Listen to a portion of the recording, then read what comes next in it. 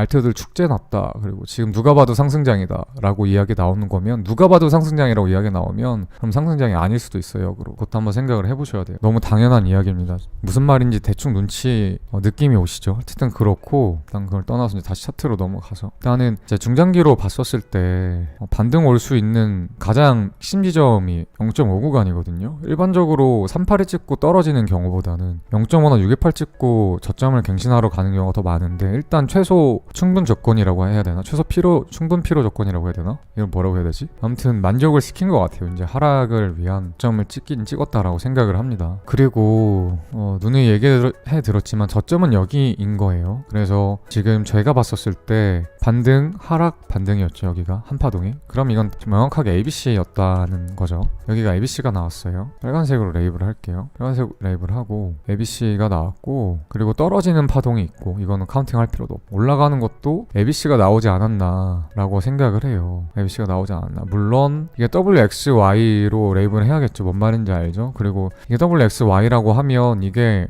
비율상으로 봤었을 때 이렇게 플랫한 형태의, 그러니까 A 고점을 살짝 넘기는 상태의 C 고점이 나와야 되는 거고, 이 정도 크기면 사실 지그재그 ABC로 보는 게 맞기는 하거든요. 근데 그 비율이 또 항상 맞지는 않아요. 그래서 카운팅 해봤을 때 이렇게 ABC가 나온 게 아닌가라고 생각하는 게 첫 번째예요. 이 첫 번째라고 보는 이유는 누누이 말씀드렸지만 두 가지예요. 하나는 하락할 때 형태가 명확하게 하락 5파동이었다 라는 거 하나. 그러니까 하락으로 임펄스가 나왔으면 반등 후에 다시 하락 임펄스가 나오거든요. 이거였다 하나가 있고, 두 번째는 저점이 여기다. 저점 이후로 첫 파동이 ABC가 나와가지고, 그래서 여기가 크게 ABC로 가는 게 아닌가 라는 두 가지를 가지고, 첫 번째가 이거를 하락을 위한 반동으로 보고 있는 거고, 마이너 카운팅을 다시 해보면 여기까지가 명확하게 임펄스였던 것 같아요. 여기서부터 이 초록 지점부터 여기까지가 임펄스였던 것 같아요. 명확하게 그랬고, 그러니까 임펄스의 엔딩이죠. 그러니까 여기까지가 임펄스인데 1, 2, 3, 4, 5고 1, 2, 3, 4, 5에 1, 2, 3, 4, 5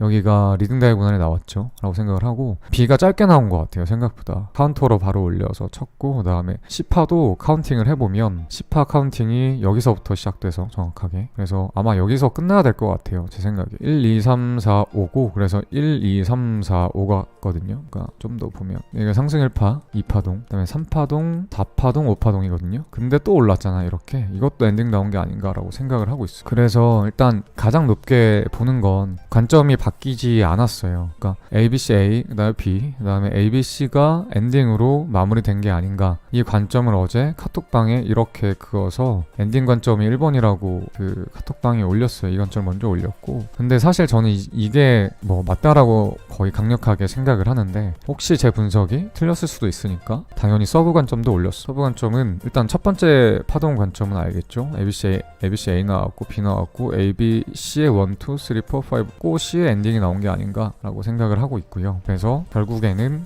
떨어질 확률이 높지 않을까 생각을 해서 어제 하고 오늘 저는 알트들을 절반가량은 매도를 했어요. 절반가량은. 이따가 알트 잔고 보여드릴게요. 매도를 했고, 그리고 이제 두 번째 관점을 말씀드리면, 그러면 이제 저점으로 옮기는 거죠. 여기가 저점인데 굳이 이제 저점이 여기라고 생각을 하고 무시를 하고, 그러니까 무시의 근거는 그러니까 무시의 근거는 두 가지가 있는데, 여기가 이런 식으로 원래는 A, B, C의 1, 2, 3, 4, 5 엔딩이야 나왔는데 엔딩 2파가 절단된 게 아닌가. 근데 절단은 사실 잘 안 일어나잖아요. 절단이 안 일어날 확률이 훨씬 높아요. 절단이 일어날 확률보다. 근데 어쨌든 절단이지 않나. 만약에 정말 여기가 상승장의 시작점이었다라고 하면 강한 매수세가 들어오면서부터 절단이 일어났다라고 볼 가능성이 있긴 있죠. 높진 않으나. 아무튼 그렇게 보고 있고, 그렇게 봤었을 때 그러면 장기 관점에선 이게 더 맞기는 해요. 뭐였냐면 옛날 2010년도부터 비트코인 거래였죠. 2010년도부터 2018년까지 쭉 상승했던 1파, 그다음에 2파, 그다음에 지금이 가장 큰 상승을 보이고 있잖아요. 그래서 지금이 큰 관점에서 3파 구간인데, 3파의 1파가 이렇게 있었고 3파의 2파가 코로나가 있었고 3파의 3파가 크게 얼마 전까지 나왔고 지금 4파 구간이고, 그래서 조정을 하다가 5파를 올라간다. 연말이나 내년 초에. 이 개념이죠. 이 개념. 그래서 장기 관점으로 보면 오히려 이 상승 관점이 더 잘 맞을 수 있다 라고 보여지기도 해요. 그래서 조금 애매한 부분이 있긴 합니다. 뭐가 하나가 너무 확정적으로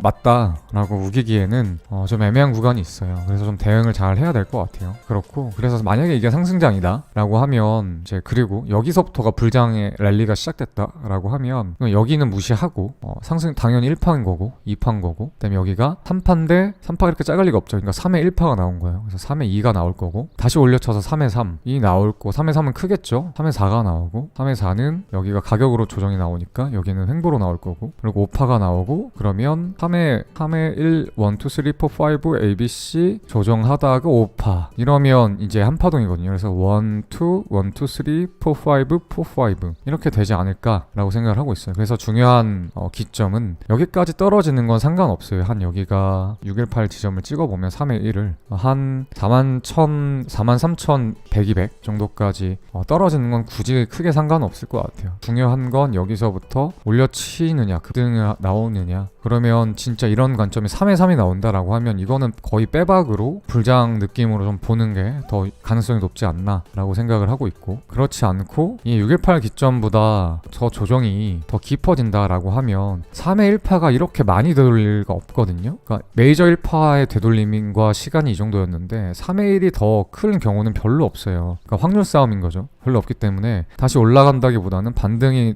떨어진 이후에 반등이 나와도 하락을 위한 반등이 아니었나 라고 하방을 보는 게 더 합리적인 생각입니다.